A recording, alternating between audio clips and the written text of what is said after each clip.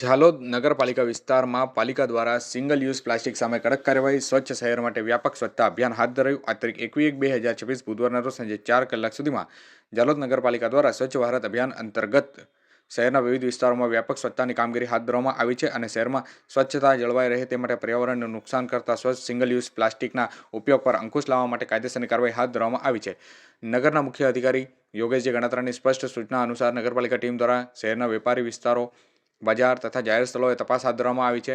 આ દરમિયાન single use પ્લાસ્ટિકનો ઉપયોગ કરતા વેપારી અને નાગરિકો સામે નિયમ અનુસાર દંડાત્મક કાર્યવાહી કરવામાં આવી રહી છે. આ અભિયાન દરમિયાન નગરપાલિકાની ટીમે ન માત્ર દંડની કાર્યવાહી કરી પરંતુ વેપારીઓ તથા નાગરિકોને સિંગલ યુઝ પ્લાસ્ટિકના જે ઉપયોગ અંગે માર્ગદર્શન આપી અને જે આ સિંગલ યુઝ પ્લાસ્ટિક નહીં વાપરવાનું અને કાપડના થેલાને અને પર્યાવરણ મિત્ર વૈકલ્પિક અપનાવવા માટેની અપીલ કરવામાં આવી છે.